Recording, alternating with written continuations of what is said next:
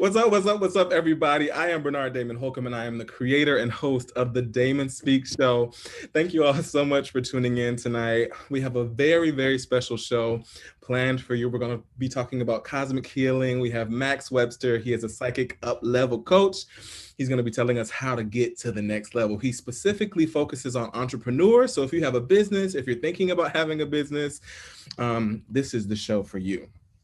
So my relationship, I want to talk a little bit about my relationship with the law of attraction and just with having more of an open mind. I was raised in a fundamentalist Christian home, and I'm so grateful for my upbringing. I'm so grateful for all the things that it protected me from, all the things that it taught me.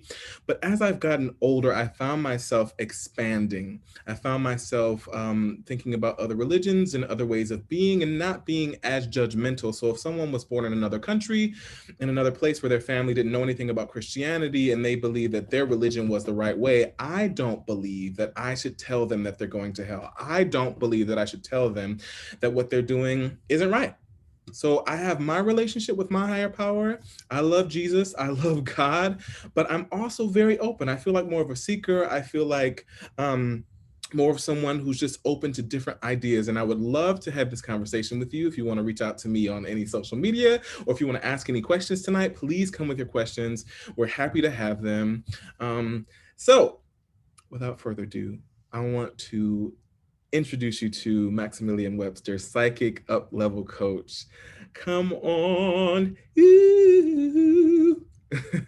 Oh, I think you're muted. Am I allowed to unmute myself now? There you are, Max. Hello. Thank you for having me on. I'm so excited. This is so legit. Thank you so much for coming on. It's a pleasure to have you here. So tell the audience a little bit about you. Where are you currently? What do you do? Where'd you grow up? All the things. I love it. I love it. It was interesting that you share that about just like Jesus and God. I feel like I'm in the same boat, but I like to start off with I am just a regular dude. I am was born in Washington, D.C., raised in Silver Spring, Maryland. So anyone from the DMV, what up? But that was kind of where it all started.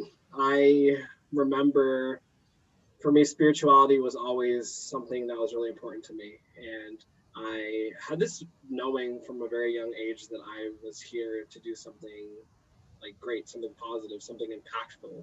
And I didn't really know what that feeling meant when I was younger. All I remember is that one day I was walking to the bus stop and I saw this V formation of geese flying overhead. And I had a moment of gnosis, I had a moment of knowing where I had this feeling that we were all connected by this unseen force. And then my next thought was, I feel like I've been here before. And then the thought after that was like, I feel like I came here for a reason. And at the same time, I didn't have context for that as a 10, 11-year-old, right? My concept of God, my concept of spirituality came from my Christian upbringing. I also was in a household where we were raised like Jewish as well. So we celebrated Hanukkah. We did some of the practices and traditions associated with that religion. And then we also have Native American on both sides of my family. So going to powwows as well. So talk about a spiritual identity crisis. Can I curse on this, by the way? Yeah, absolutely. Okay, I would like make sure I don't have to hold that back because I like to curse. And so I always had a strong relationship with God. I always had a strong relationship with Christ. Christianity as a concept, the Bible as a concept didn't really, I didn't see myself with that. It didn't resonate. And so growing up, I also noticed that I had these extrasensory gifts, is what I'll call them. I think we all have gifts, but for me, mine showed up in the form of dreams. I would see things in my dreams and they would happen later in the future. It's called like prophetic dreams. It happens a lot with people that are generally psychic. I started seeing shadow figures. I would see things like, lurking in the shadows. I had a very strong bullshit detector where people, especially people that were close to me, I could tell when their energy would constrict, when they would lie, you know what I mean? I was like, that's not right. I don't feel it. And so fast forward into 2011, 2012, I started having a spiritual awakening or spiritual remembrance, is what I like to call it. And I started seeing this number 117 everywhere. It was like on license plates, phone numbers. I remember it got really weird. I was working at a pool as a lifeguard, and this kid's like, "Dad, it's so hot out here. It's like 117 degrees." And I was like, "What the fuck?" Right. And I was like, okay, so glitch in the matrix, something's not right. So I went on top of almighty Google and I was like, what does repeating number 117 mean? And I'm scrolling and it's like, you are a light worker. You came onto this earth for a reason. You're here to assist humanity on this transformational time and consciousness expansion, right? And it started saying things about starting a spiritual business. And I just remember and I was like, oh duh, like that makes sense. That's why I'm here. That was the associated knowledge with that feeling that I had as a kid, right? So I mean, that was 2011, that was 2012, around that area. Since then, I had like not only a spiritual identity crisis, but I was also in the closet. I identified as bisexual, and so I was kind of hiding. I didn't really know who I was. I was suffered with like suicidal ideation growing up, just because I didn't feel like I belonged here. I didn't feel like there was space for people like me. Also, ADHD, hyperactive, highly sensitive. I just didn't know that there were other people out there like me. And, so it came to be around 2013, 2014. By that time, I'd finished up my associates in psychology in Rockville, Maryland. And people started calling me their life coach. People started calling me their like guru. And it was only because I started getting into meditation. I started getting into crystals and chakras and, expanding my consciousness. And that was a whole story within itself. But what it led me to is where I am now. On that journey, it led me to energy medicine and fine-tuning my spiritual gifts and my psychic awareness, and helped me realize that my gift here, my purpose here in the world, is to uplift those who want to be uplifted. That a psychic up level coach comes in because I am here to assist people that are ready, willing, and able to make that next step in their consciousness. And that step, that evolution begins within. So yes, I can give readings. Yes, I can talk to dead people. Yes, I can sometimes have a feeling or something's going to happen, and it does. But that's not like, I'm not here to showboat that. Like, I'm here to do God's work, and I'm here to help people realize that there's so many gifted people out there like me who right now are dealing with anxiety. They're dealing with depression. They're dealing with these feelings of, I feel like I'm too much, or I feel like I'm not enough, and not living up to what they know that there's potential. And for me, one of my biggest fears growing up was, what if I didn't make that impact in the world that I knew that I'm capable of? So I want to really help people, like uplift others now that I live a lifestyle where I can, work when I want, where I want, make as much money as I want to. I want to empower others to, you know, find a sense of sovereignty, trust themselves, trust their intuition, so that they can do their soul's mission, so that they can do their work that they know deep down that they're here to do. Okay, this is gonna be a great show. I'm feeling all the things. I'm feeling all the vibes, all the energy. I feel something that is not necessarily me. Christians may call it the Holy Spirit, or I don't know, any whatever it may be, but I feel it. Wow, it's gonna be a fantastic show. So, hey Tiberius, I saw that you said hi. Hey everyone, if you're just tuning in, I'm Bernard Damon Holcomb. This is the Damon Speak Show. We have Coach Max Webster. He's a psychic up-level coach, and we're getting ready to get into it. Mia, hey boo, thanks for tuning in. So I have a few memes that I want to talk about. I want to show you. And just get your thoughts, and we can just rap about them a little bit. This one says, you have to get so confident in who you are that no one's opinion, rejection, or behavior can fucking rock you. See, there's the cursing. What do you think about this? I love this. Oh my God, this is the best freaking show I've been on thus far. I just want to say that because I'm so excited. Okay, you have to get so confident in who you are that no one's opinion, rejection, or behavior can fucking rock you. It sounds like the transformation that I went through personally. You know, recovering people pleaser and thinking that I had to wear masks and like be someone else in order to be loved, validated, respected, and realizing that no, my gift, like I said before, is to just fucking be myself. Is to use what God fucking gave me and just be it, right? So I think that in order to get to that level of confidence, people are probably wondering like, okay, it's cool that you have it, dude, but like I want this confidence as well. Well, something that you have to think about is what are all the stories that you're telling yourself that are, making you, what are the stories that you're telling yourself? Basically, let's just start there. What is the dialogue that's going on in your head, right? In order to get somewhere that if you want to get here and you're right here, you have to figure out the steps to get there, right? And what's really important, something that I love to focus on, is listening to your own internal world and these stories and these emotions that play out under the surface that so many of us numb, that so many of us just like push off to the side, or oh, I'll deal with that later. No, like deal with that now. Start Mhm. looking at where your traumas from your past or your wounds, or it doesn't even have to be like big traumas. It's like the small things where your parents didn't, they weren't okay with you wearing your purple spandex pants out to the fucking blockbuster, right? They told you boys don't wear that. You know what I mean? That was me. So I had to go back. You have to go back and unlearn these things about yourself, these stories that you're telling yourself about who you are, what you're capable of, and that ultimately, once you start there, confidence is a natural byproduct, Mm. in my opinion. I so love that. I'm going to offer just a slightly different view because at first I was like, oh my God, this is amazing.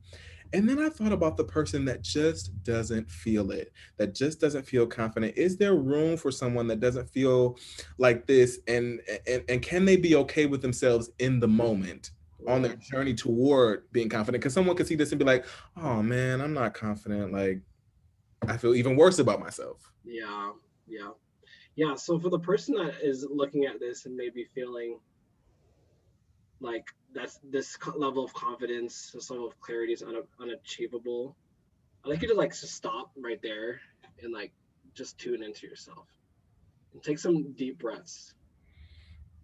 Really, what you want to do is you want to feel where in your body that this belief that you're not confident or you're not good enough is coming from. Do you feel it in your heart? Do you feel it in your stomach? Do you feel it on your shoulders? Do you feel the weight of the world on your shoulders because you're trying to be someone that you're not? You're trying to, live up to other people's expectations. Do you feel it in your heart? Is there a sadness that, maybe you don't have the things that you want? Like that's what I'm talking about. Everyone has the ability to go within right now. Everyone has access to their breath. Everyone has the ability to be aware of what's going on within them, right? So it doesn't matter if you're a rock star confidence like I am, or you're just starting off. Like we all have the same tools, we all have the same amount of time in the day to do this work, and in my opinion, some of the most important work that we can do, not only for ourselves but for the world. The world right now is craving authenticity. The world right now is re-examining how we are communicating, how we're collaborating, how we're running in the world. Right there's this opportunity for us all to look around us and be like, hey, do I want to continue to perpetuate the patterns that I've done up in this life into the future? That's what we're all collectively being asked to look at right now. And I think that it's okay if you're where you are. Like everyone needs to realize that everyone is on their own journey, everyone else is on their own timeline, right? Don't compare your chapter 2 to someone's chapter 21, right? So that's what I have to say about that. Ooh, I love it. I love it. I love it. I love it. And it reminds me of something I say all the time is to chew the meat and spit out the fucking bones. The bones are going to help you. So when you see something like this, take what you can take away from it and think, if you think you're not confident, think maybe one day, maybe I will be confident. Or you could discard this whole thing. Don't let it bring you down and think, oh, I have to be something that I'm not. I have to be somewhere that I'm not. Because, baby, it's okay to be where you are in any given moment. It's also Mm-hmm. okay not to be okay. It's okay to be just to be.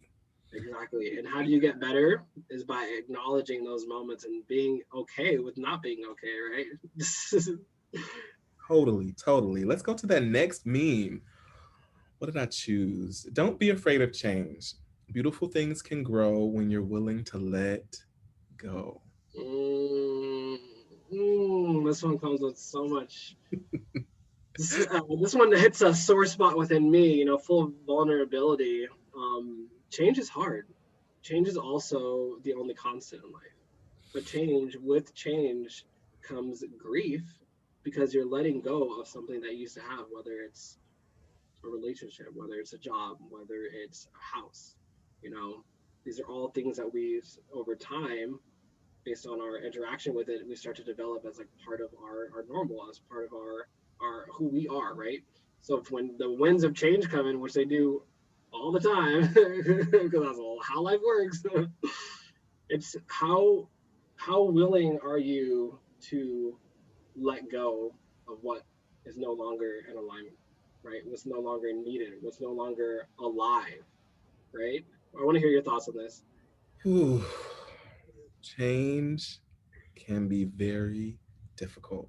Hmm. Like you said, it's the only constant in life. And I think that it would behoove us all to get a little bit more, if not comfortable with change, to just recognize that that's what it is and that's what it's going to be. But I think also that there are times when you're ready. There are times when you've been equipped. There are times when maybe you're working with a psychic up level coach and you're ready. You feel yourself being drawn to the change. But that doesn't mean that there's going to be any less grief. That doesn't mean that there's going to be any less sadness. So I would say do your best to let go. Even if you feel yourself holding on again, be okay with that in the moment. Maybe your intention will just be to let go. Because beautiful things, I can say, beautiful things truly do come when you let go. When you let go of what you thought it would be, when you let go of what you thought it could be or what you wanted it to be. And it's not that. I've seen a meme around a lot of times that has like Jesus and he has like a huge teddy bear behind his back and there's this little girl and she has like a tiny teddy bear, but she's like, God, I love this. But he's like, I have so many other things for you. If you're just willing to let go of that thing, you know? Yeah, that's so powerful. I'm just thinking over here. It's like, in my life, some of the times where change was the hardest was in relationships, because I in the past, and I'm still healing from this. I'm seeing a trauma specialist. I'm definitely unpacking, my own wounds from my childhood and my attachment style. But something that really rocks me to the core, even to this day, is having to let go of other people, especially when I have expectations of like what our relationship will look like, or like our past, or the time that we spent together. And it's like, oh my God, I love this person. And then, you find out that they're talking shit about you, or, they're just completely ghosting you or not inviting you out to the party. You know what I mean? And it's like, wow, like that's hard. That's rough. You know what I mean? And so what do I do to kind of fill that void, and not even fill the void? What do I do to get to the other side of those feelings? Like, first starting with just feeling them, and like noticing, like, I'm so, if you saw the way that I process my emotions, you would think I'm a fucking lunatic. Like, I'll literally, like, if I'm sad about something, I'll like exaggerate it. All right. So I'll be like, hmm. And then I just like laugh at myself. It's like, yeah, I'm mad. You know what I Go there. mean? Fucking go there, dude. You know what? I have you heard of the Enneagram test or the Enneagram method? It's like this psychological thing. So I'm an Enneagram 7 wing 6. And Okay. this Enneagram read me for filth, for life, for death, for all the things in about 17 pages. And it Oh, told me, it said, listen, you like to be positive, thus the Damon Speak Show, but you are avoiding the negativity. And what goes up must come down. And the farther you go up, the farther you're going to have to come down. So you need to just have a bit of a more realistic view yeah, of what's happening. You need to let those bad thoughts, those bad feelings in. yeah, You gotta let them in, feel them, and then they'll oftentimes they'll go away by themselves. But the more I was like, no, I don't see you, no, I don't want to pay attention to you, no, no, no, no, no, the worse it was, and the more depressed and anxious that I got. yeah, yeah. I definitely went through that myself. You go into the world of like the law of attraction, or you go into like manifest your desires. Just think of the positive. Don't focus on the negative, because then you're gonna attract the negative, right? But it's like, I feel like that right there is almost a recipe for disaster, right? Because what do you see? So one of the things that I notice in most of my work is I do like chakra readings where I feel into like the parts of the body and where there's energy blockages, and the most common one is in the throat.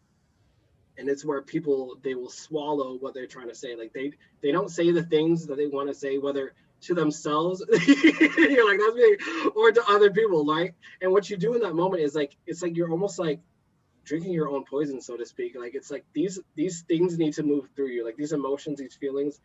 It's gonna require some energy, it's gonna require some emotion, but ultimately, if we don't move these things out of our vessel, if we don't let them move through us, that's how we start getting sick. I'm not a doctor, I'm not gonna say all these things, but you know when you start to notice like there's different parts of your body that have associating energy blocks. If you're angry, it shows up sometimes in the kidneys, right? Or the liver, one of those two. But it's like these things on a spiritual level, it makes sense, but even like physically it starts to get to us, I believe, if we don't move through these things, if we don't allow ourselves to feel them. I totally agree. I've always, wondered why the good die young, they say. Like there could be somebody that's cussing everybody out that doesn't give a fuck that lives until they're 90 years old. And then the good people that take all the stress and that swallow all the poison die. Yeah. It's because that energy, that anger, all of that turns into disease in the body. Yeah. It can turn into cancer, it can turn into arthritis, it can turn into so many things. Yeah. So what can we be doing to really open up that throat chakra? As a people pleaser, as a recovering people pleaser myself, I have swallowed enough poison to kill like 10 elephants. Okay. I love you. So what can we do? What can we do to move this energy out? I love to dance. I don't know about you guys, but dancing is one of my favorite ways to get the energy moving, right? Dancing, breath work. If you guys are not familiar with breath work, there's different breathing techniques where you basically just breathe, and then your brain goes from the what is the beta state to like the theta and the alpha. That's more of like the subconscious state.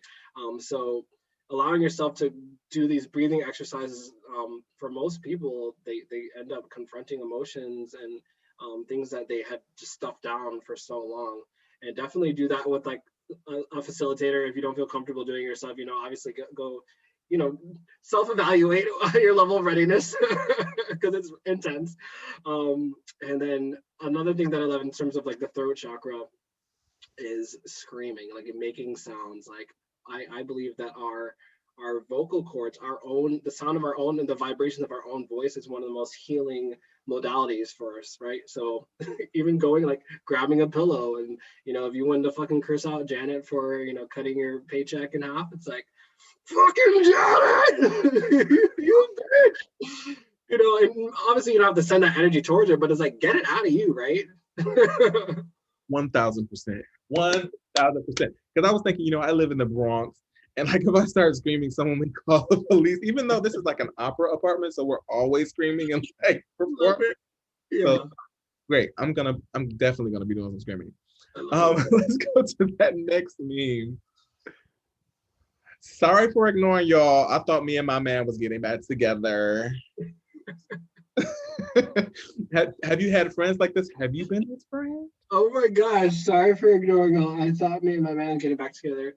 Honestly, I feel like I don't know. That's interesting. I really am drawing a blank for that one. I'm the type of person that I wish I had the ability to like get distance between people. Like I'm always on the move. I always calling people up. Like after this, we're done with this meeting, and I have like the evening to myself, and I'm like, who can I call? Who can I hang out with? You know what I mean? That's all I gotta say to that. If you were in a relationship, you would still be interacting with other people. You would still be like going out, hanging out All the time, and inviting my partner along as well. I had a boyfriend back in Hawaii, and every time he would come over, I'm like, yeah, let's hang out. You want to hang out with my friends too? Like we can all hang out together. I love that. Now I have to confess, Lord, that I have been the friend that has not ignored my friends, but when I've been in a relationship in the past, I've been so focused because I'm, anxious, preoccupied. Yep. So my life revolved around that man. My life revolved around the idea of that man because many times, if I could just be honest for a second, Please. I was not in the relationship of my dreams. I was not even in a relationship that was working for me. It was the idea, it was the fairy tale, it was all those things that had me forsaking my friends and the people that had been there for me to hang out with this asshole. Yeah. I love that. I love how you brought up the anxious, preoccupied part because I think mine was anxious avoidant attachment style. So at the first sign of people like not liking me, I'm like, bitch, off later. You know what I mean? And the anxious is like, oh my god, he hasn't texted me back. Like, 10 whole minutes. He fucking hates me. Why did he say that he wants to talk to me tomorrow, but then he didn't call me? What the fuck? What do we do about it? What do we do about it? I think that somatic experiencing work is so powerful. We carry trauma in our body. And like I said before, it doesn't have to be a big trauma. It can be a little trauma. And even the definition of trauma is so ambiguous. If you look up trauma, it's like super ambiguous. But something that I found super effective, like mindset is great. Telling yourself that man ain't shit is great. You know what I mean? But if we cannot, if we don't address these feelings in our body that are literally, causing us to just get into that routine of, repeating these patterns, right? I think that we have to start feeling ourselves more and start getting to the root of like, okay, where is that anxious, preoccupied stuff coming from, right? Where is this anxious avoidance stuff coming from, right? For me, from my own journey, I have such a mommy wound, such a abandonment and neglect wound. So that has I don't want to say it's caused, but my coping mechanism to that is like trying to be everything to everyone, and like people please, like we were talking about before. And something that I noticed recently, even within the past couple of months, is I was digging what I was calling like shallow holes with a lot of people. For example, I moved out here to Oregon, and I came into this amazing friend group, probably like 70 people deep, and I like with 30 of them, I was like, oh, we're all best friends. It's like very much of this new relationship energy, but I realized it was a trauma response. I was making these like shallow relationships with all these people because I believed that if I was good, if I was nice, if I was upfront and authentic and shared who I was, people wouldn't reject me, people wouldn't abandon me. And then what does that do? It, like you said, you end up in relationships that you don't even fucking want to be in, hanging out with and trying to impress people that you don't even like, just so that you can feel that satisfaction of like, oh my God, I'm needed, I'm valued, and I'm getting some of this reciprocation energy, no matter how small it is. Mm-hmm. Mm-hmm. I mean, how many times have I done that? And I'm still trying to grasp the concept of quality over quantity. Me too, baby. Me too. This is why we're on this show together right now. But having access to me, so many me going out of my way for so many people. But the thing that created in me were these huge chunks of resentment, right? Because then I would be looking at them like, hey, I did this for you and now I need you to do something for me and you're telling me no. Like, how dare you set a boundary with me? I didn't set a boundary with you. And then I will be very angry. And then that would carry out and that would just be in my energy, like from morning to night, angry, but then still wearing the mask, right? So being like, oh, hey, how are you? Okay, great. But angry. Yeah. I didn't set the boundary and because I didn't make my circle a little bit smaller. Yeah, that's powerful. And I love like that level of self-awareness, because where does all change start? It starts with awareness. Mm-hmm. And no matter, like, I think you were driving that point home earlier of just like, it doesn't matter how ready you are with that change. It's like starting and just looking at it and acknowledging it is such a big step. And that's something that I preach in my coaching practice all the time. It's like radical fucking honesty. And on the opposite end of that, some of us, we really just need to be aware of our own bullshit. What is the actual fucking bullshit that we're telling ourselves? One of my favorite meditations, I kid you not, boo, I guide my clients to is like beautiful, powerful, like visualization. They're on a beach, they're fucking vibing with their animal spirit guides. And then I'm like, okay, now ask yourself, show me my bullshit. And then everyone's like, oh shit, there it is. I found it, I know. Because we all know. Come on. We may pretend that we don't know. Yeah, we know. We know.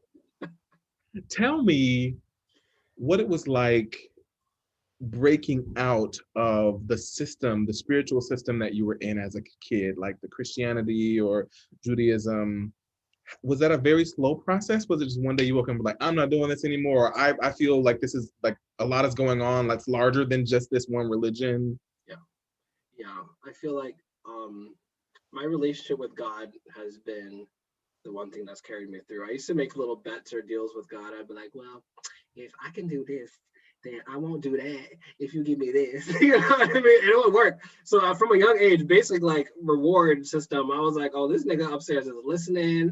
And basically, I just got to be a good boy and, be honest and try, put in effort. So, back to your question, like breaking out of those systems, I think that I always put, and something that I even do to this day is I put like my mission ahead of everything else. Like I'm always asking God, like, what should I do? What should I say? Where should I go? And sometimes I get very clear images or like images, visions or like knowings of things that I just should not be doing or should stop doing or like move in this direction. And it takes a level of vulnerability and surrender to let go of what we felt we was safe or what we thought we wanted or what was going to make us look good to other people, you know what I mean? So breaking out of that was very much a process of breaking out of cultural conditioning, figuring out what are my subconscious beliefs about life, about myself, and are these beliefs in alignment with who I am today? I do these really potent inner child healing sessions with people, and some people are operating these beliefs within their subconscious that literally some people on some levels like believe on a subconscious level that they're still like 5 or 7 years old. They haven't caught up. You know what I mean? So part of that process is like, okay, looking at these beliefs of like, I believe that I wasn't worthy because mom never gave me the attention when she came home she was always working, right? So I developed that belief at the age of 3, and still throughout my life, it's like I need to keep doing things to feel worthy because mom didn't make me feel worthy, right? So how to break out of these constructs, these systems, these beliefs or paradigms is really it takes a level of honesty with yourself of like what is true, what's alive for me, what is important to me, and really learning to distinguish, most importantly, your intuition between your trauma responses.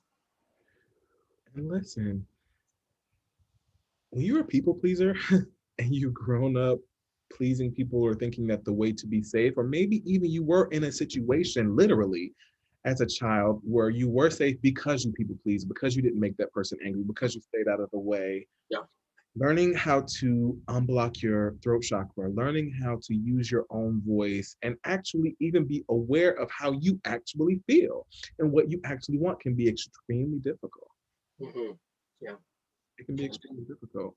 So I'm so glad that you were able to do that because now we get to get the gift. Now we get to get your purpose. We get to get the psychic up level coach in our lives. Yes, I love it. Thank you so much. And I really believe that this work isn't all really not about me. It's how can I up level? How can I bring up that next person behind me, whether they had a similar background as me and they want to change their life, they want to be more confident, they want to learn how to trust themselves more. I truly look at my work as give the how can I benefit the people the most that are going to benefit more people. That's Mm. why I love let me just tell you what I do. I work with leaders. I work with leaders, creators, entrepreneurs, because these are the people out there that are going to spread that magic with other people, right? So rather than trying to get up here and be like, "Yo, I'm Maximilian Webster. I'm so perfect. I'm on track to make X, Y, Z."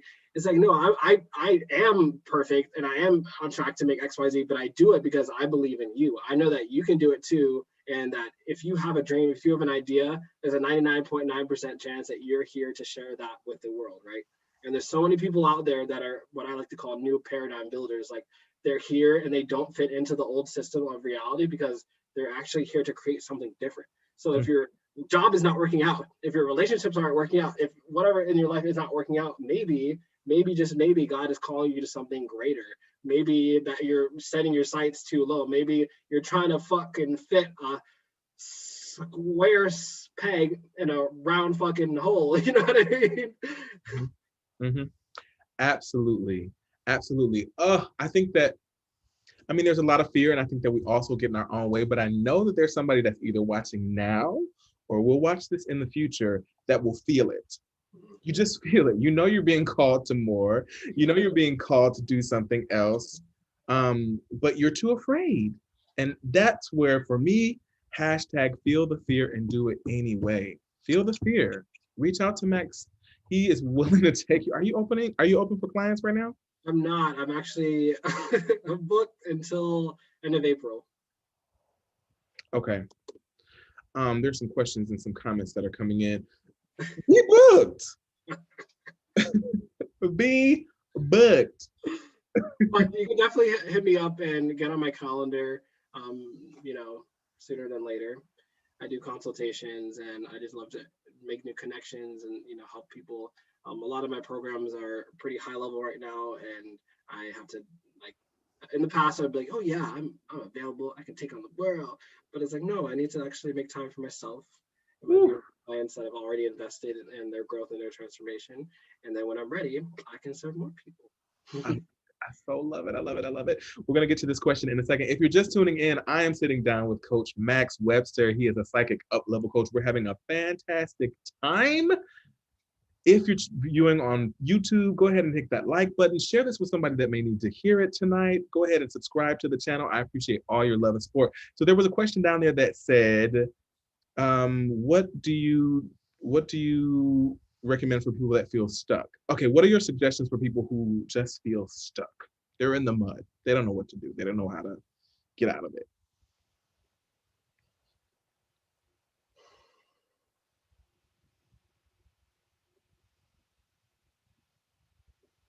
Okay. So when you're in that place of being stuck, what that symbolizes to me is the momentum has stopped. You've plateaued. There's no movement. What I love about this universe, about the creation, is it's always in motion. Things are always moving. So if you feel stuck, literally pick something. And it doesn't have to be related. Like if you feel stuck in your business, maybe starting to go on walks, maybe starting to move your body, you know, starting pick up a exercise routine. Literally physically get yourself moving, start putting dates on the calendar, you know, start setting goals. Once you start to move that forward energy, it starts to ripple out into different areas of your life. So you might find yourself feeling stuck in business, and then you realize, you know, I'm just going to go over here and I'm going to focus more time on my relationships, the people in my life that I love. And then they come to find out, oh my God, as you're hanging out with these people, it's like, whoa, I'm actually in business, not for the money. I'm here because I want more time, more moments like this with my friends and my family, right? So it's all interconnected. And it's this, that's why I love the work that I do. It's like someone will come to me for business and we get over there and then we're talking about fucking what happened in their childhood with mom. You know what I mean? It's like, it's all fucking connected. Mm, So that's just something I got to remember. mm. What happened just now when you went silent? I love just viewing that process. What were you feeling? How do you get messages, let's say from God or from the universe, to give to people? Ah, I love it. Well, that's exactly what I did. I was like, well, I'm just going to be quiet because something's not coming through right now. And I just closed my eyes and took a deep breath and just asked, like, what needs to be heard? Like, what should I say? Basically, just asking God, what should I say? And then I kind of got the vision. I saw someone's root chakra, and I saw their feet, and I saw them planted in the ground, and I just felt this energy of like stagnancy, and I was like, what would I do if I needed to move that energy, right? And then I heard rather, and I saw take a step forward, and then I just translated that into like my own version of that. I love it. I love it. I love it. I love it. Keep sending in your questions. We're going to keep answering them. But vibration, I'm a Abraham Hicks fan. I know we talked a little bit earlier about the law of attraction and how if you don't really know what's happening, you can get a little bit too far into it. Like, don't think anything negative. But I love what Abraham talks about when Abraham talks about translating vibration. When I used to be in church and there used to be prophets, or there used to be someone that had a word, I would think, are they hearing this audibly?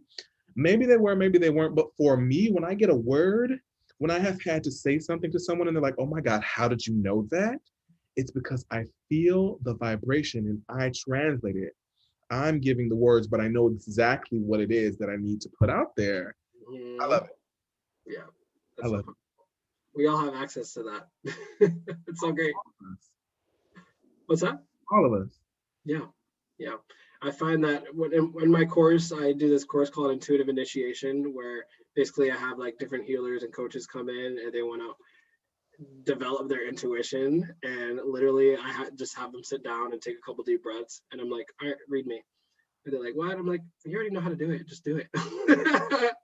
Every single one of them, perfect, spot on.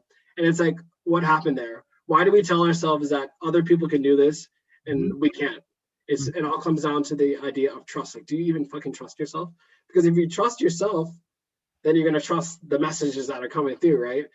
So that's really all you got to do is just start believing in yourself. And it sounds easy, and I like to simplify it because I believe that life can be easy, life can be simple, and life can be fun.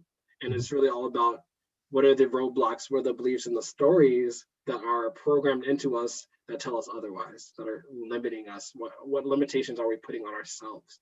Whew. I am a firm believer that we all have the not the gift, but a gift of being able to at least be emotionally intelligent. Yeah. But we allow life, we allow pain, we allow other people and what they're going to think of us to get in the way of us really using that or really getting settled enough to be able to access that. Like again, Abraham Hicks would say meditation is your superpower. Mhm. And for me, there's so many different ways to meditate. But for me, I used to think, oh, I have to be really holy and I have to sit down and listen to the things. But my meditation got real AF when I just sat down literally for 30 minutes and allowed my mind to go where it wanted to go. It wasn't particularly spiritual. It wasn't particularly like pray. That's not even a word, but I wasn't like praying or anything like that. But after about 10 minutes of just sitting there and allowing my breath to do what it did, I started to receive the messages. And I started to like feel really connected to source, to the universe. I want to ask you, how do you define God? There's people Mm, that define God in so many different ways. How do you yeah. define? Actually, before I answer that, can we go back to the meditation piece? Because there's something really important that I want to share with people. It looks different for everyone. While you may have that process of like being able to sit down and like feel yourself, and notice when you're in connection with God and spirit or whatever your higher power. For me, that's really challenging. Like as much as you would think like this psycho level coach probably sits around meditating all day. No, like I'm fucking shaking my ass. I'm running down the street, listening to fucking I'm a lonely bit. Ha la la la. Ha la la la. Lonely. Oh, that's when shit comes in for me. I had a download for a course that I was gonna do. I kid you not, I was in the middle of a creek like a fucking hippie, dancing like a crazy person. So you gotta find out what works for you. And there's some people that literally like it's not safe for them to even like sit down with themselves because they haven't allowed themselves to process these emotions, these traumas. So some people, even just trying the exercise of sitting down and sitting still is re-triggering things and just putting them into a negative loop. So it's just really mindful because I know I get that question a lot. Like I get it all the time. Like, how do I meditate? What is meditation? It's like meditation is whatever is going to get you in your body. It's whatever is going to bring you into this moment and connect you with your breath. Period. Simple. And that's on period. Oh, period. And my definition of God. Okay, how do I define God? Hold on. I want to get back to meditation again. I get it. So again, chew the meat and spit out the trying to show you. You may not be able to sit there like I can. How many times have I been told that I needed to do that? Or how many times has someone said that to me and they're like, but my mind is racing all over the place and I just can't do it. And they get more and more frustrated. So they don't do it. So they don't advance. So they don't start to get the messages because they're not meditating the way that they need to meditate. Okay. Exactly. That's great. That's great. I love it. And a little fun little tip that you can do that I just feel called to share right now is where does that grounding energy exist energetically and in your body? For most people, it's in the base of the tailbone, right? So a little psychic hack or a little energetic hack for you guys today, if you want to figure out your own best way to meditate. You ready for it? Sit down and literally just bring your attention. I like to call it like a body scan. So almost like you can like see yourself looking inside of yourself. Bring that image down all the way to your tailbone and just feel like what right there. Ask yourself, what is going to make me feel grounded? What's going to make me feel connected? And it might show, you might see waves of the ocean. You might smell a fire. You might see yourself sitting or relaxing. You know what I mean? For each person, we have our own ability to use our intuition to figure out what's best for us, right? I saw you doing it. Did you find something? Yeah. Yeah. For me, it's something that my cousin introduced to me a few weeks ago. It's a movement meditation. Why? So just turning on music and allowing my body to do whatever it is that it wants to do. Yes. And it was like amazing. And then I just never did it again because I thought that I had to be sitting down or laying down. Great. This is great. Oh my God, this is so fun. Okay, so God. God, source, universe. There's so many things to describe this force. How do you describe it? How do you? Yeah, that's honestly a hard one for me. I mean, it's easy for me because I surrender to God, I trust God. But in terms of like contextualizing it, it's kind of uncontextualizable in my opinion. So, well, God to me is this force that created everything. It created me. It's a power that I can tap into and access, but it's not me. I'm not God. I am not the creator. You know what I mean? And if I can, something that I see, and I think I dealt with it myself too, and I see it now a lot in my work. It's like people want to believe that they are God and that they create everything in their life, the good, the bad, and the ugly. And then they wonder, even subconsciously, okay, if I'm God, that means that I am responsible for the starvation. I'm responsible for the rape. I'm responsible for the torture, the kill. I mean, the killing, all the evil that exists in this world, right? For me, I know what God isn't, and I know God is not all those things. I think that those things are a natural byproduct of people not connecting with God or that force that created everything. Because why would that force that created us want to destroy itself? You know what I mean? I think that is literally like the opposite of that. So I think that God allows these things in creation because there's that contrast. You know, Abraham Hicks talks about the contrast, and I kind of see it similarly. It's like this is what's not God. So when you tune into God, when I tune into God, I'm always in the energy of service. I want to give more. I want to love more. I want to forgive people. I want harmony. You know what I mean? When I'm not with God, I'm thinking about how can I make some money? How can I get my dick sucked? You know what I mean? How can I fucking manipulate this person to get what I want? You know what I mean? We're all fucking human. We all have these things. You know what I mean? But I think that God, that force, if we, and it doesn't have to be God, or it doesn't have to be a word. It's that feeling, that knowing that that thing that created you loves you so much and is willing to allow you to experience that not love, so that you can, when you do feel that connection with God, you know what the fuck is up. I know that once I dedicated my life and my mission to God, I went from literally in my first 3 years of business, made like probably fucking $8 and then a $20 donation. And then since I declared and myself, I self-initiated myself into manhood back in September 2019, dedicated my work, my life, my being to God. I'm on track to make six figures within the next year. And it's like that all happened not because of me, it's just because I surrendered. It's like, what does God want to create through me? That's how I see it. Wow. Okay. Uh, Amazing. I will say, as someone who grew up in the church, that I used to see God as a white man, Mhm. the white beard, sitting on a throne in the sky. Judge it. Judging, lightning bolts, everything. You're dead. Go to hell. If I sneezed wrong, if I stepped on a crack in the sidewalk, hell bound. Okay? Gasoline draws, the whole thing. Oh my God. I love you. I'm gonna turn my fan on real quick. But as I've started to open up a bit more and to access love and to access something that may not match what I thought it was, I definitely believe that God is love. I feel that just deep in my solar plexus. I believe that God is an energy. I believe that God is really not definable, but if I had to find the words, I do believe that God is within us in the sense that we are a part of this universe that was created. All the molecules and the atoms, everything that exists right now existed, I think, at the beginning of time, and it's all grown and it's all become this thing. And so I think that if there's a God particle, if it's dark energy, I don't know, that is all God, and that I don't have to understand. I don't have to understand what God or who God is. Yeah. All I know is that God is there. All I know is that I believe in a higher power. I spent some time in 12-step programs, and the one thing that I got out of it that I still hold on to this day is a God of my understanding, Yes. my higher power. It's not my grandmother's God that maybe was going to send me to hell because I'm gay or whatever, but it's my God. It's my understanding. Chew the meat and spit out the bones. I love it so much. Oh, that was so profound. And it's like I was gonna say something, but I was like, wow, that is so good. Um, yeah, I'm lost. I lost it. Let me ask you this, because this came up for me.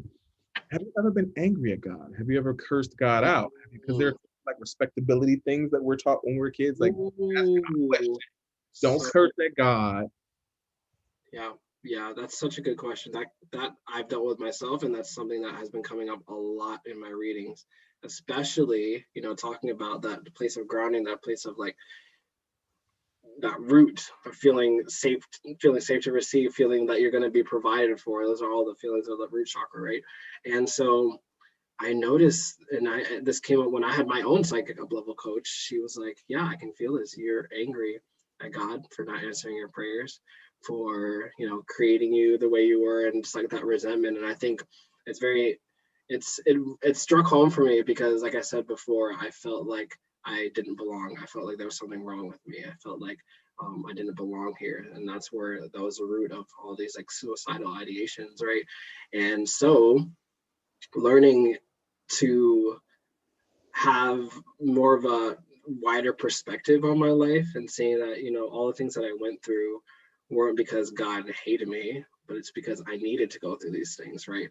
Not because I deserved to suffer or I deserved to be alone. It's like, no, like in those times of suffering, or those times of challenging time, that's where I discovered my grit. That's where I discovered my character and my charisma, and how to laugh, at the hard things in life, have that lightheartedness, right? If I didn't have all those experiences, I don't think I would appreciate it. And I think there is a lot less suffering in my life since I've turned over the reins of my life to God. And I think that anything that's going to reduce suffering for me and the people around me, that's what I want to share with the world. I love it. I love it. I'm gonna tell you right now that I do not deal well with surrender. I really want to be in control, even though I know I'm not in control, but I pretend that I'm in control. Um, So was it easy for you to surrender? Was it easy for you to give over? What does that mean for you to surrender to God? Thank you so much for asking that question, because that brings me to what I forgot. And I think that it is exactly that. It's like I almost would not want to live in a world where I could call all the shots, where I knew exactly what was coming. I could create every single thing. You know what I mean? I am such a curious, like I had my friends describe me, and it was so interesting because they're like, "You're just curious," and I'm like, "Huh, I am curious." And that curiosity and that wonder comes from, it's like, like it's cool. Like I'm gonna go in here. I'm gonna set my goals. I'm gonna set my intentions. I'm gonna tell God what I want. Right? Shit. I got standards. I got things I want. I got dreams. I got intentions. And at the same time, that surrender comes with like, I know that God has a bigger plan for me, like you're saying before. And I know that things are, it's okay to kind of divert the path or things to not go as expected, right? It takes me back to when I first dropped everything. I quit my job. I moved 5,000 miles away to Hawaii with $1,000 in my to my name, and basically didn't know anyone. And I remember when I got fired from my first job, I was like, fuck, I'm out here in the fucking jungle. And what am I going to do? But I remembered, I was like, you know what? I'm just going to surrender, because I know that every time I try too hard, when I effort, it just causes me stress and anxiety, and things just don't work out. And I remember that specifically because that same day that I got fired, I consciously was like, you know what? I'm so happy and grateful that money comes to me now from multiple sources and increasing quantities on a consistent basis from expected and unexpected sources. And the next fucking day, I got a job at closer to where I was living, doing what I wanted to do at the school I wanted to work at. And it was like, wow, that's cool. What? Right? Okay, so here's the thing. Here's the thing I must ask you. What's the difference between efforting and not efforting? Because I know that there is a power of God, the power of the universe that is working for me Yep, always. yep, Good things are always happening for me, things are working in my favor. But there are people that will say, well, you can't just sit on your couch and wait for your job to come. yep, And I would say, like, when I first got on TikTok, I had this crazy idea that came to me that I translated from the vibration that I got that was like, tell people that you're going to get 1,000 followers in 1 week. And I was like, are you crazy? Like, that's crazy. Like, who's going to listen to me? Blah, blah, blah, blah, blah. So then it came to me, it was like, do 7 posts for the 7 days, 7 posts a day for 7 days. I put in the work. And by the end of that week, I had like 1,100 followers. And my mind was like blown. So what's the balance between working and doing something and not? I love that so much. And I've been playing with this concept too, because honestly, I don't know. I mean, I do know the difference between efforting and like surrender. There's a very clear distinction. You know, one requires you to get up off your ass and do something, and one requires you to just like not do anything.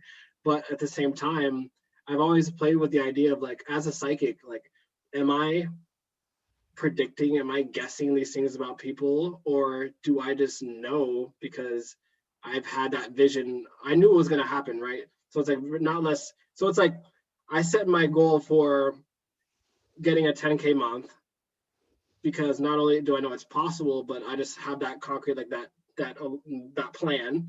And then at the same time, it comes to me like, did I create that, or was I just like, you know, did I become aware that that possibility was there and then some? You know what I mean? So that's something that I can say I don't know, and I'm still trying to wrap my head around it, because I know the times in my life where I try too hard. I don't know if you guys are familiar with human design, but I'm a manifesting generator, and most of my sales in my business, most of when I get like some of my biggest wins is when I put in the work. I do a little bit of strategy. I use what I've learned from my coaches, and you know, trust my intuition on what to say when. But then there's this activity that I do, and it's funny because I've never told anyone this before, but I literally imagine these butterflies leaving me. And those butterflies to me signify I am done worrying about this. I'm done trying to control this. Like, so when I'll do a post and it's like a sales post, like when I press send, I just visualize those butterflies going out, because I know that those butterflies are going to go out there and they're going to get what I need. But if I'm holding on to those butterflies and I'm just like holding it in and like keep checking my phone, it's like it creates this energy of friction, of resistance almost, right? And so how do we create more flow in our lives? We have to give these fucking miracles an opportunity to manifest, right? I love it. Do you feel that a person's intentions play a role in manifestation? Mm, for sure. I think so. I think it kind of goes back to that we were just saying, it's kind of like a chicken and the egg kind of situation. But I know that if you if you're trying to get 5 clients this next week, right? Obviously, you're going to set the intention to it, but and then you're going to do stuff to help you get to that, right? And it just goes down to it's fucking basic psychology. There's like what, an 80% chance that you're going to achieve something if you write it down. I think it's the same thing with intentions, right? And what I like to call what I call it in my psychic work, because I kind of can see, for some people I'll tune in and I'll see like different timelines, and I give the message of like there's a crossroads, right? And with that crossroads, I call it a choice point. And so that choice is like your intention. You're deciding, I'm deciding that I'm going to set a boundary between me and this other person. I'm deciding that I'm going to take my self-love more seriously and not pick up the phone and, you know, hit up the niggas for some dick after 10 p.m., right? Deciding, you know what I mean? Intending, right? And then that kind of gives the universe an opportunity to move around those parameters, so to speak, right? So I think that it's a give and a take. I think that sometimes we just intuitively know, you know, what's next for us, and so we'll set that intention, right? But I also do think it requires a little bit of like planning, or like, oh, I actually do want that, you know, red car, that red Camaro, that 2013 red Camaro. That's what I want, right? And I think that answers the question. Yeah. Absolutely. I think so as well. I want to tell you a phrase that I'm falling in love with more and more these days. You want to know? Mm-hmm. I don't know.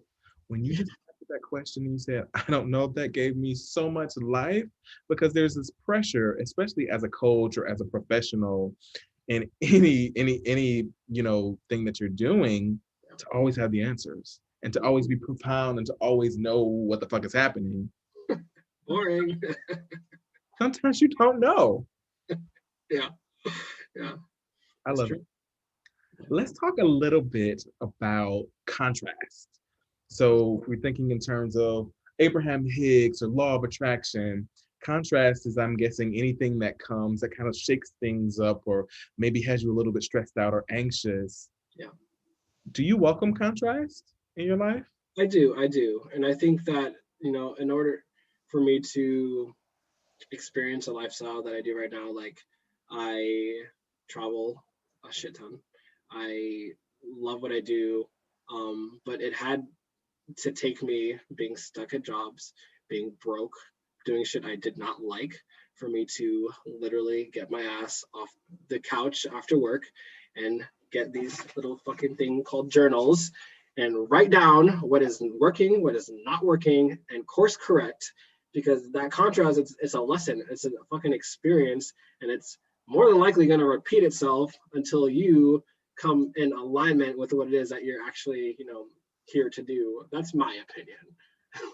Listen, when you know what you don't want, Yes. know what you do want. So if you're looking for clarity, welcome the contrast, because the contrast is going to teach you what you don't want. You Yep. see somebody really fine, you're like, ooh, I want him, I want him, I want him. Then he treats you like shit, and you're like, no, I don't want him. I learned that I don't like this type of person. I learned that I will not take this, and these are my boundaries. Exactly. So if you're going through a tough time, it's just the contrast, baby. You're just learning what you do not want in your life. Yes. Exactly. Good, Preach. good, good, good, good, good, good, good. This is so amazing. This is one of my favorite interviews to date. Uh, do you have any final words? Anything encouraging for someone that may just be going through a tough time right now and that really needs to get into alignment with their purpose in life? I love that. I love that. I'm gonna tune in again because I was kind of feeling that same thing. I feel like there's something to be said to someone out here. Because I'm gonna preface it because like psychic is such a trigger word. You know what I mean? Feel like, oh my god, rolling my eyes. Like, but and other, I think that if you can take anything from me, whether you believe in what I do or not, I think that that's what's gonna, you know, everyone that's watching this is here for a reason. Something, whether I said it, something you said, it's all meant to plant seeds. So let me just tune in real quick.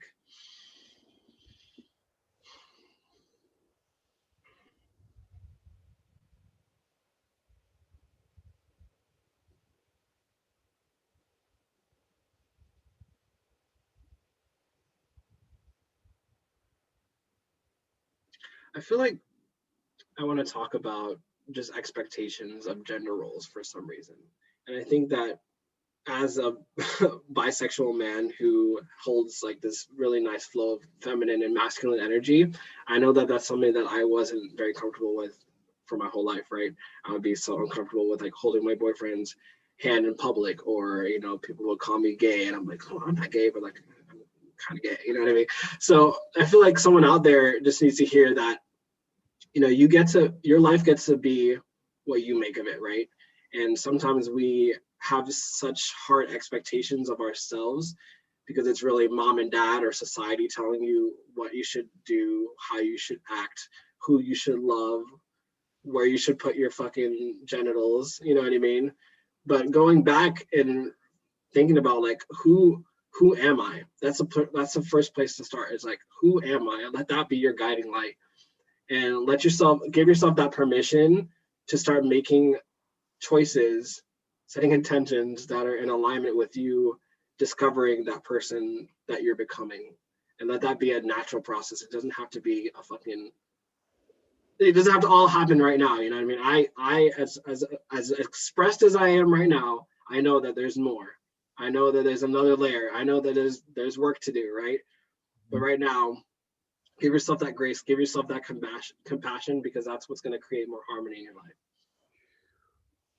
Oh, I love it. I absolutely love it. Where can we get more of you? Where can we find more of you? What's coming up? Do we email you? How do we get a session with you once your schedule clears a bit? Tell us. Yes. Okay, follow me on Instagram, Maximilian_Webster. I think you guys are gonna put it in the show notes. But also, I'm celebrating today because I finally got some fucking merch. I want to show you what we got. Oh, Merch. hopefully you can see it through. So we have some hoodies over here. Oh, freak. Oh, you can't see it. Oh, I'll give you a link. I'll shoot you a link. You guys gotta check it out. There's this one shirt. It's like all white. It says Sovereign on it. And then there's another one that's all white. It says free at last. And then there's another one that says create a tribe around your vibe. And then I have these really cool fucking hoodies. There's one that says life's a trip. And there's another one that says it's a vibe. And it's like, oh, it's clean, baby. I'm so fucking pumped. Okay, cool. I appreciate that. Oh. Come on, Mark. So you're gonna put the link in the chat.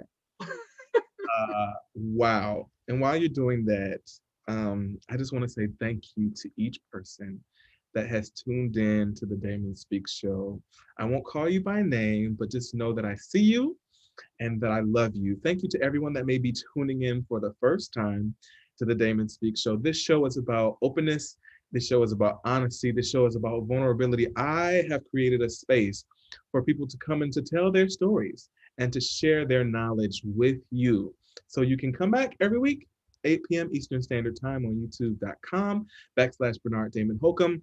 If you happen to be struggling, if you happen to be having a hard time, if you're having trouble finding out what it is you want to do, I would say find your why.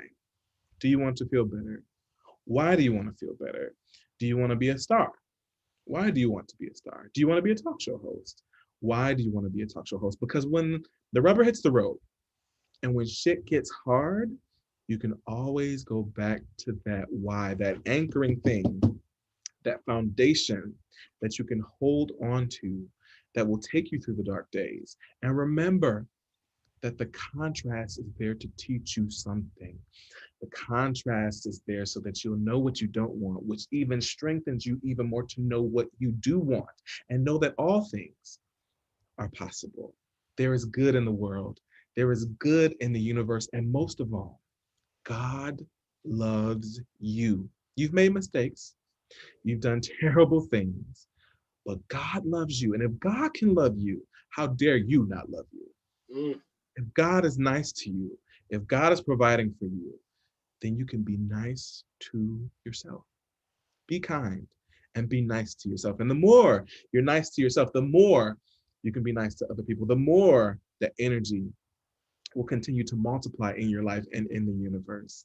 I love you. Thank you so much for tuning in. Max, stick around. We have to wrap a little bit after the show. Catch us next week. Next week, we have Sharon Eskandani on the show. She is the owner of Wholehearted Coaching. We're going to be talking about healing that heart. We're going to be talking about that next week at 8 p.m. Eastern Standard Time here on youtube.com/Bernard Damon Holcomb. Please give it up for Cody Godot. He is executive producing. Cody, we love you. Thank you for taking care of us. You're the bomb. Thanks, and we can roll the credits. See you next week.